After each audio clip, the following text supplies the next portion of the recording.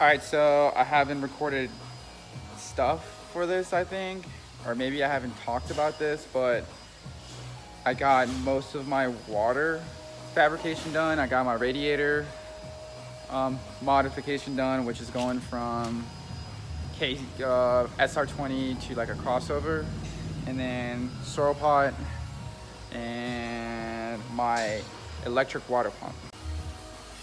So here you can see how I did the crossover. And then that would feed the electric water pump that I have mounted right here with this little bracket I made. I still need to mount this bracket to the frame rail, but I have all this in the car and I can't get a drill or anything in there. But this plan for this would just be like this, as you can see. From here it goes into the block.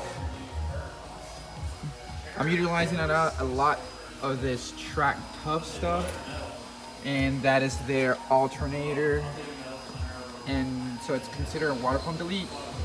And what it does is deletes the OEM water pump, which is this whole big thing. Here's Adam. Hey! But it's this big thing. Remember, if you guys, I think I talked about this when I put the intake manifold on, but I don't know if I recorded that. But this one, the original one's kind of in the way. I think I have it in here somewhere. Yeah. And you can see how I cut it up to try to make it fit. But doing that gave me so much room and clear this up so nice. Plus it makes me run that water line to the back of the head like that, coming from the electric water pump. So the electric water pump feeds the block. It goes and does its thing. It comes out the back with more track tough stuff. With this -16 in to the swirl pot, and the swirl pot to the coil radiator. Like I said, it's our 21. They actually just came out with one that's designed for this swamp. So it actually would have been much better to have that thing, but I don't have time. And I already owned this, so it was cheaper to just modify this thing. But here we go, we got Elton.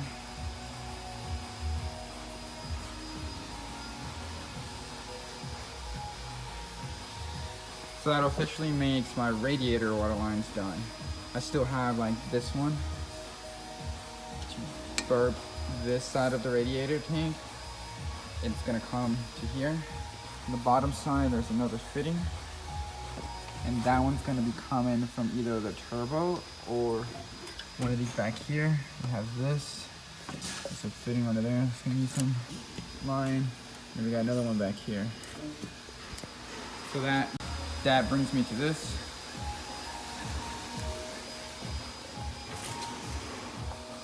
So I ordered everything that I was gonna need to do the dry sump. So this is all -12 bulkheads for the oil pan. I think I'm gonna use these for actually just the dry sump pump, bottom of the dry sump pump. And these will probably be for the oil pan. These right here will be for the firewall. One side of the firewall, the other side of the firewall. And then 290s probably into the tank. Yep. And this is gonna be the return to the tank. Or actually no, one of these should be feed from pump or from the old tank to the pump.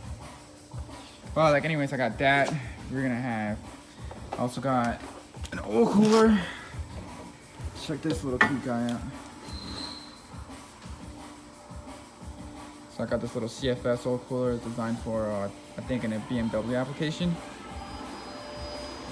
Basically, the plan for this is just to have it up here somewhere, super small, super out of the way, and just kind of have the other one. Just giving myself more room for everything, pretty much. This one, the Molcar one, might still be okay, but I haven't checked the oil filter or anything yet, so I don't know if there's metal shavings inside of there, and I'm kind of concerned, so I might as well just put something new in it and, you know, make it a little bit better. Last time I just used something that I had this laying around, so I've used it, you know, but now I'm like actually trying to make it better. Yeah, so now I'm gonna try to put line or fittings everywhere I think it needs to be. So quick update, we got the return from the dry sump pan and the feed from the pump done. Going to the firewall. Armin is now modifying the bracket that we had, the old filter relocation, because it was just too high. And I thought it was getting everything too hot, so trying to put it a little lower. So the filter sits lower, and obviously keeps the temperature a little bit lower from the intake. And we also got this going on. So I'm about to just make these lines right here. And then technically our dry sump lines will be finished.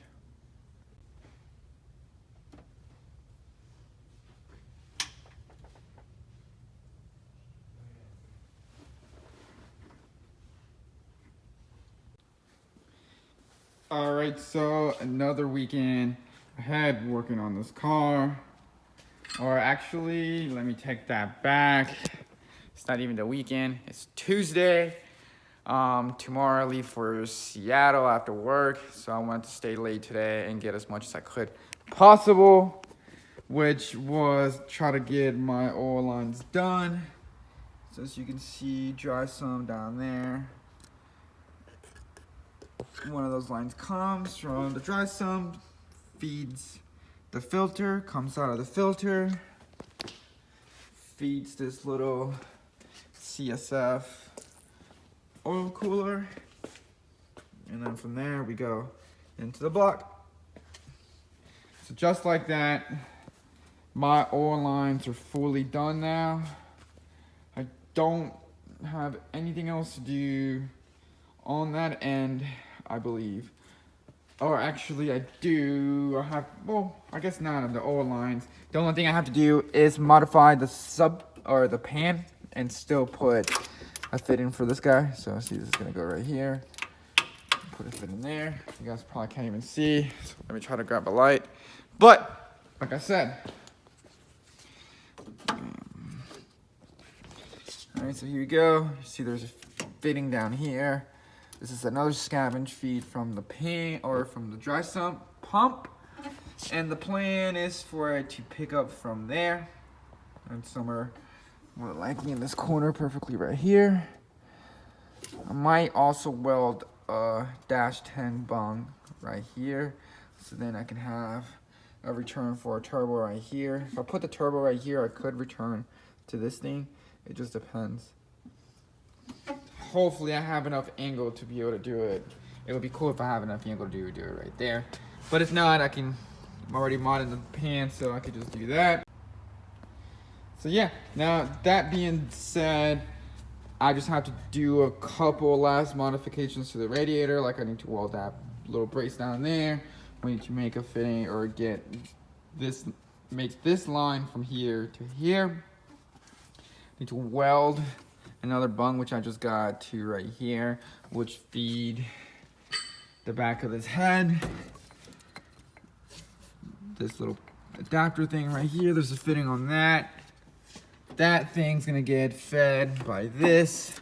And I might even add another port to go to the swirl pot from that, just so I can have a little bit of fresh or cold water coming into there. And I don't know, we'll see how that works. I might try that and see if it works, just so I can have a continuous flow.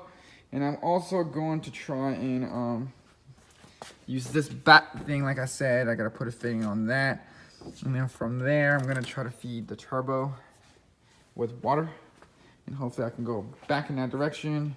And more likely, that's also gonna come to this guy. So that's the game plan. Right now, I technically just have to do one fitting from here and then to there, but I kind of want to wire it and then send one to here, and then the bottom one, so you see coming, use that bottom one as the return of the turbo. So yeah, that's pretty much almost done. That means I got everything fully almost started and fully almost finished, since we got the dry sump fittings going into the tank inside the car. Well, you guys can't even see. Dirty dash. So dark and so dirty. But those lines are done. So technically, like I said, now I have full oil. Put a filter on it, and that's it. It's got an oil system. So it's kind of awesome because now I finished the pan and then exhaust manifold, which is another one of the big things I've been talking about is getting my turbo and exhaust manifold on here. So yeah.